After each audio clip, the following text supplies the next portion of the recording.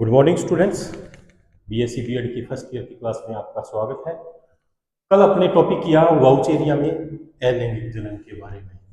आज अपने पढ़ेंगे वाउचेरिया के लैंगिक जनन के बारे में। तो वाउचेरिया का लैंगिक जनन क्या होता है बच्चों? विषम युग्मकी प्रकार का होता है। किस प्रकार का होता है? विषम युग्मकी प्रकार का। विषम युग्मकी विषम युग्मकी प्रकार का मैंने आपको पहले भी बताया कि जो युग्मक बनते हैं वाउचेरिया में वो दोनों विषम होते हैं। जो नर युग्मक होंगे, जो नर गेमिट होंगे, जो मेल गेमिट होते हैं, वो क्या होते हैं? चल प्रकृति के होते हैं। और मादा युग्मक होता है, फीमेल गेमिट होता है, वो क्या होता है? अचल प्रकृति का होता है। ठीक बच्चों। तो जो नर युग्मक होगा वो क्या होगा? चल प्रकृति का होगा। और मादा युग्मक अचल प्रकृति का होता है। दोनों को के गुण क्या होते हैं? विषम प्रकार के होते हैं। इसलिए इस प्रकार के जनन को क्या कहा जाता है? विषम युग्मकी जनन कहा जाता है। ठीक बच्चों। और नर और मादा जननांग क्या होते हैं? दोनों सुविकसित होते हैं। नर और मादा जननांग क्या होंगे? दोनों सुविकसित होंगे।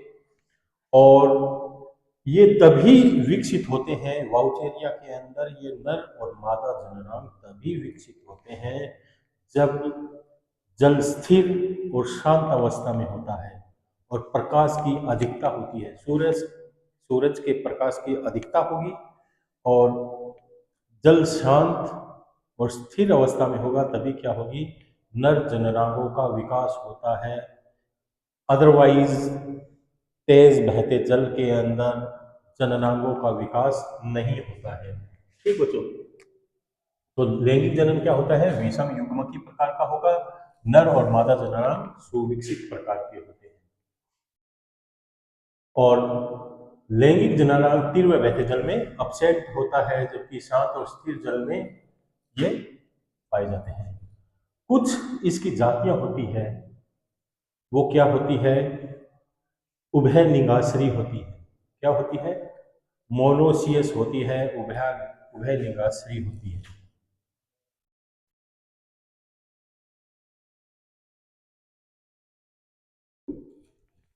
ज्यादातर इसकी जो वाउचेरिया की जो जातियां होंगी मोनोसियस प्रकार की होती है, उभय लिंगाश्री होती है। क्यों? क्योंकि एक ही थैलस के ऊपर दोनों जननांग पाए जाते हैं। दोनों जननांग क्या होते हैं? पाए जाते हैं। जो नर जननांग होता है, जिसके अंदर पुमणु का निर्माण होता है, उसे क्या कहा जाता है?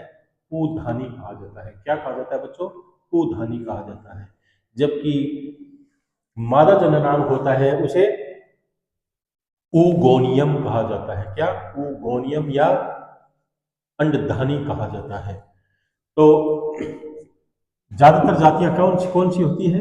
मोनोसियस उभय लिंगाश्री होती है। जबकि कुछ जातियां होती है वो एक लिंगाश्री होती है, डायोसियस होती है। कुछ जातियां क्या होती हैं? डायोसियस या एक लिंगाश्री होती है।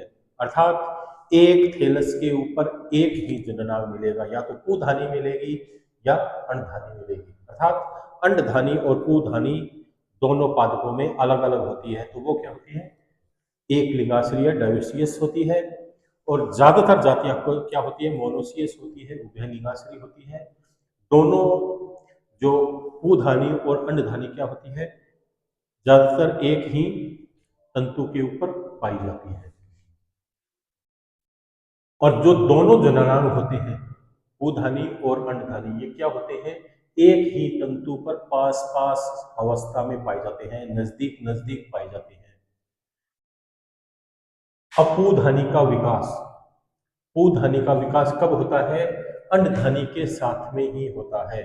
और यह वृंत नुमा संरचना होती है। और मुख्य तंतु के, जैसे मैंने आपको एक चित्र बताया था, इस प्रकार की संरचना होती है। इस प्रकार की एक संरचना होती है ना, तो इस संरचना के ऊपर ही क्या होता है कि इसका निर्माण होता है, इसका निर्माण होता है, इसका निर्माण होता है। तो अपने चित्र की सहायता से समझते हैं। सबसे पहले क्या होता है, पूधानी को लेते हैं। पूधानी क्या होती है, जो तंतु होता है उसका दूरस्थ भाग क्या होता है, उसका दूरस्थ भाग क्या होगा, लंबा और बेलनाकार या नलिका नुमा हो जाता है, लंबा बेलनाकार या नलिका नुमा हो जाता है। बाद में क्या होगा, इसका जो आगे का जो जीव द्रव्य है, जो आगे का इसका जीव द्रव्य है, वो एक पट्ट के द्वारा, ये क्या है, पट्ट के द्वारा, सेप्टा के द्वारा या सेप्टम के द्वारा क्या होगा, अलग हो जाएगा। इसका जीव द्रव्य क्या हुआ, सघन हो गए, इसका क्या हुआ, जीव द्रव्य अलग हो जाएगा। और अलग होने के बाद में इसके जीव द्रव्य में क्या होते हैं, बहुत सारे केंद्रक होते हैं। क्या होंगे, बहुत सारे केंद्रक होते हैं। और ये केंद्रक क्या करते हैं, इस प्रत्येक केंद्रक के चारों ओर क्या होता है, जीव द्रव्य केंद्र के चारों ओर आ जाते हैं। और केंद्र के चारों ओर जीव द्रव्य आ गए, यदि इसको केंद्र को अलग से देखें तो इसके चारों ओर केंद्र के जीव द्रव्य आ जाते हैं। और प्रत्येक केंद्रक से क्या होता है, एक पूमणु का निर्माण होता है। किसका निर्माण होगा, पूमणु का निर्माण होता है। तो इसकी आकृति किस प्रकार की होती है, कुंडलित और नलिकाकार होती है। इसमें अनेक केंद्रक पाए जाते हैं जो जीव द्रव्य से घिरे रहते हैं। और इसमें क्या होता है बच्चों, पूमणु का निर्माण होता है, जो दो कसाबी का युक्त होते हैं। इसमें जो पूमणु का निर्माण होगा वो क्या होंगे, दो कसाबी का युक्त होते हैं, इस प्रकार।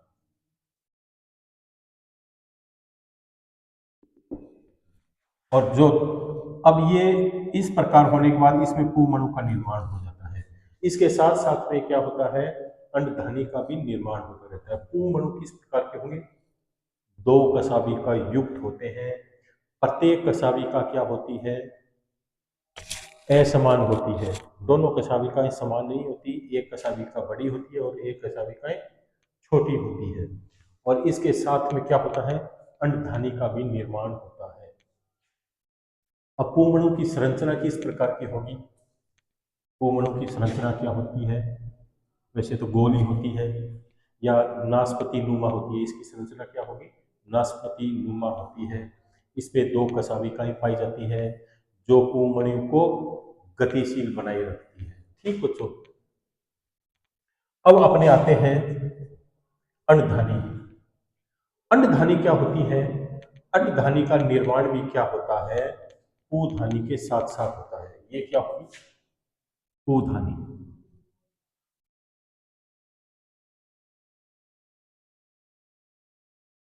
और ये क्या बन रही है,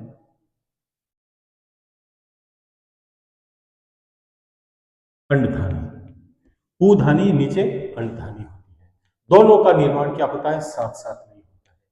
तो पूधानी के अंदर किसका निर्माण होगा, पूमणुओं का निर्माण होगा। अंडधानी में एक का निर्माण होता है, अंडकोशिका का निर्माण होता है। ये अंडधानी होती है, ये वरंतहीन संरचना होती है, या वरंत क्या होता है, छोटा सा होता है। इसका भी जीव द्रव्य क्या होता है, पहले ऊपर की तरफ आ जाता है, बाद में क्या होता है, इसके अंदर एक सेप्टम का निर्माण हो जाता है। किसका, एक सेप्टम का निर्माण हो जाता है, पट का निर्माण हो जाता है। और ये पट के द्वारा क्या होती है, अलग हो जाती है। ऊपर का जो, जिसके अंदर अंडधानी बननी बननी शुरू होती है, उसके अंदर क्या होता है, काफी संख्या में केंद्रक उपस्थित होते हैं। क्या होते हैं, काफी संख्या में अनेक केंद्रक होते हैं। इसमें क्रोमेटोफोर होता है, तेल की कणिकाएं भी होती है। इसके अंदर क्या होते हैं, अनेक केंद्रक होते हैं, क्रोमेटोफोर होता है, तेल की कणिकाएं होती हैं। लेकिन बाद में क्या होता है, इसके अंदर और सारे केंद्रक खत्म हो जाते हैं, सिर्फ एक ही केंद्रक बचता है। ठीक बच्चों, तो इसकी जो आकृति होती है वो वृंतहीन होती है, गोल होती है। और बाद में क्या होता है, इस केंद्रक, इसके ऊपर क्या होता है, एक अंडधानी के ऊपर रिसेप्टिव स्पॉट बनता है। क्या, ग्राही ग्राही भाग या ग्राही बिंदु,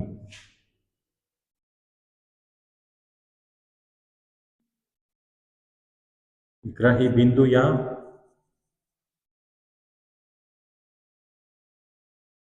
रिसेप्टिव स्पॉट, रिसेप्टिव स्पॉट बनता है जो एक तीखा चोंचनुमा संरचना होती है।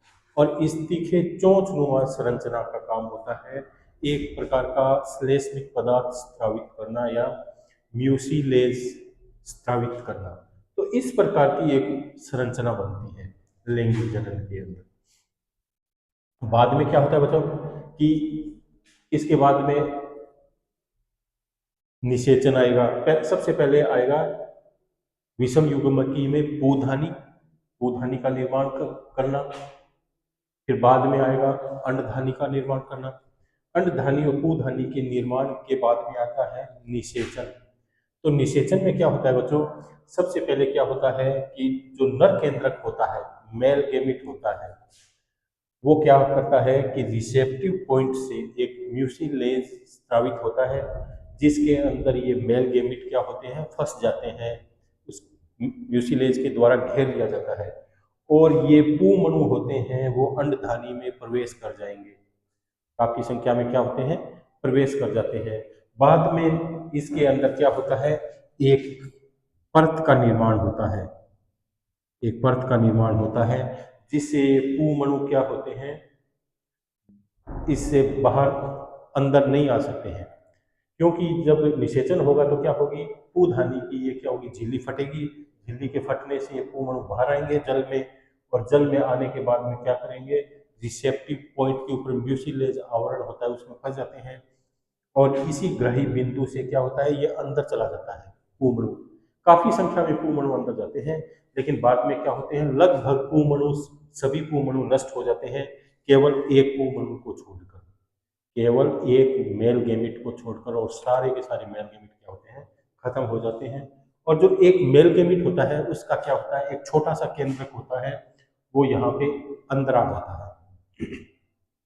इसके पास में फीमेल गेमिट के केंद्रक के पास में, फीमेल गेमिट के केंद्रक के पास में ये मेल गेमिट आ जाता है।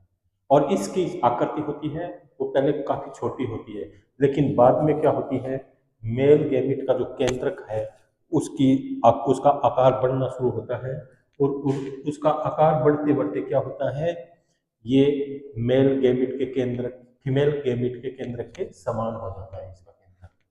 दोनों को, दोनों केंद्र के मिलने से क्या होगा, फ्यूजन होने से क्या होगा, निषेचन की क्रिया क्या होती है, कंप्लीट होती है। दोनों के मेल गेमिट और फीमेल गेमिट के मिलने से क्या होता है, फर्टिलाइजेशन की जो प्रक्रिया है वो क्या होगी, कंप्लीट होगी, जिससे क्या होगा, एक जाइगोट का निर्माण होगा। किसका निर्माण होता है, जाइगोट का निर्माण होता है। और यह जाइगोट क्या होता है, बाद में किस में बदल जाता है, oospore में बदल जाता है। मेरे कहने का मतलब है कि जो जाइगोट है उसके ऊपर क्या होती है, 3 से 7 लेयर और बन जाती है, 3 से 7 लेयर पर और बन जाती है, जिससे क्या होगा, ये oospore में बदल जाएगा। और इसके अंदर जो क्लोरोफिल ए होता है, पिगमेंट होते हैं ना क्लोरोफिल ए, वो तो नष्ट हो जाता है और वो किस में बदल जाता है, हीमेटोक्रोम में बदल जाता है। किस में बदल जाएगा, हीमेटोक्रोम में बदल जाता है। और हीमेटोक्रोम में बदलने से ये oospore होता है वो लाल रंग का दिखाई देता है। किसके कारण, oospore, हीमेटोक्रोम, हीमेटोक्रोम के कारण किसका रंग कैसा दिखाई देगा, लाल दिखाई देगा। और यह लाल दिखाई देता है।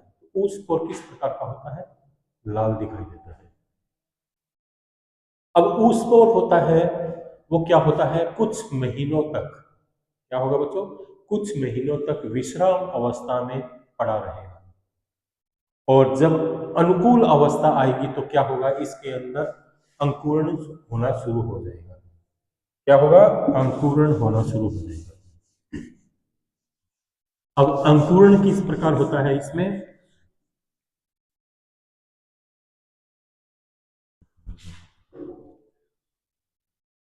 जैसे सबसे पहले क्या हुआ कि पूधानी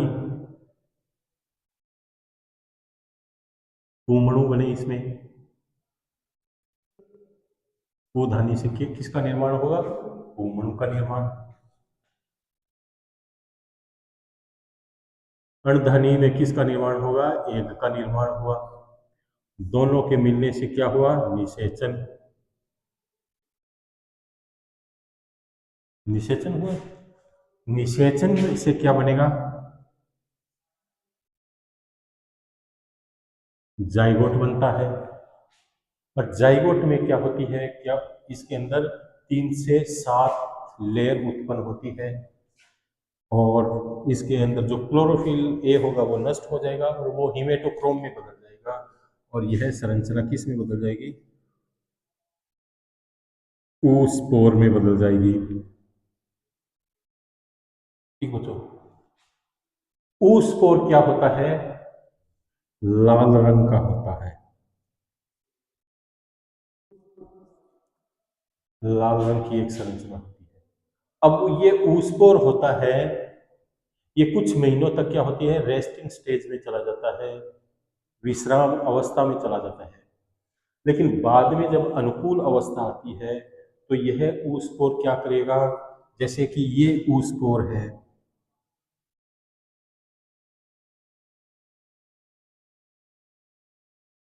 मान लो इसके ऊपर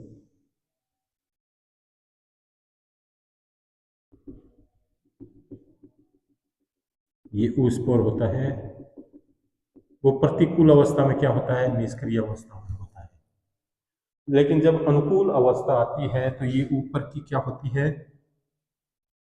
परत टूटना शुरू हो जाती है। ऊपर की परत क्या होगी? इसकी टूट जाएगी और यह बाहर निकल आएगा। ऊस्पोर क्या होगा? बाहर निकल आएगा। इसके जीवधर्म में क्या होता है? समसूत्री विभाजन होता है और समसूत्री विभाजन होने से क्या होती है? इसके अंदर 4 भागों में ये बाद में समसूत्री विभाजन से 4 भागों में बदल जाता है और बाद में इसमें विभाजन होते रहते हैं। इसके अंदर केंद्रक होता है, वो क्या होता है? 4 भागों में बढ़ जाता है और फिर इसके अंदर विभाजन होंगे तो ये क्या होगा? बाद में एक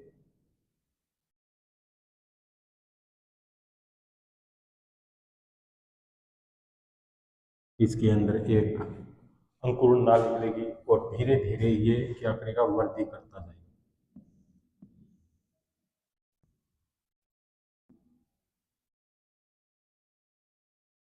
इस प्रकार और यह एक नया पादप बना देगा। ठीक है जी।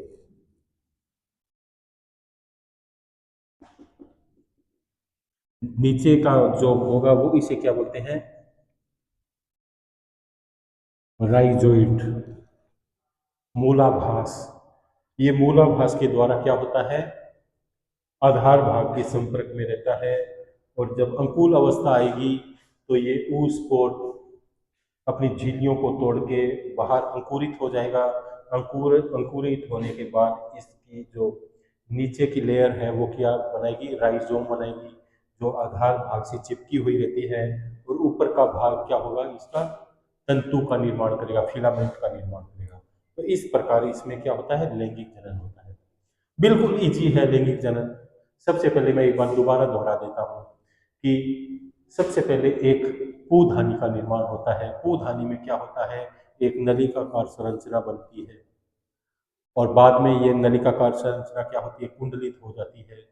उसके अंदर एक सेप्टम का निर्माण हो जाता है, ऊपरी भाग में पट का निर्माण हो जाता है। ऊपर का जीव द्रव्य क्या होगा? उसका केंद्र, काफी संख्या में केंद्रक होते हैं और वो केंद्रक क्या होते हैं? जीव द्रव्य से घिरे रहते हैं और प्रत्येक केंद्रक से प्रत्येक एक पूमणु का निर्माण होता है और एक पूधानी के अंदर काफी संख्या में क्या होते हैं? अनेकों संख्या में क्या होते हैं? पूमणु का निर्माण होता है, अनेकों संख्या में पूमणु का निर्माण होता है। ठीक, एक पूधानी में तो काफी संख्या में पूमणु का निर्माण होगा, लेकिन एक अंडधानी में क्या होता है? एक ही एक का निर्माण होता है। अंडधानी में भी क्या होते हैं? काफी संख्या में केंद्रक पाए जाते हैं, लेकिन वो सभी केंद्रक क्या होते हैं? नष्ट हो जाते हैं, सिर्फ एक केंद्रक को छोड़। और वो केंद्र किस में कन्वर्ट हो जाएगा बाद में, एग के अंदर या अंड कोशिका के अंदर कन्वर्ट हो जाएगा। अब पुंमणु और एग सेल के अंदर क्या होगा, फर्टिलाइजेशन होगा, निषेचन होगा, और निषेचन होने से क्या होगा, जाइगोट का निर्माण होता है। और जाइगोट बाद में क्या करेगा, oospore में बदल जाएगा। oospore देखने में क्या होता है, लाल रंग का होता है।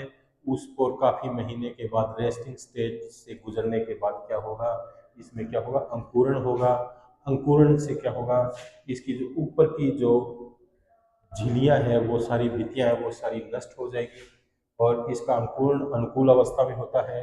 नीचे से राइजोइड का निर्माण होता है, और ऊपर का जो तंतु का निर्माण करेंगे, और इससे क्या होगा, नए तंतु का निर्माण हो जाता है। ठीक बच्चों, तो ये था अपना लैंगिक जनन।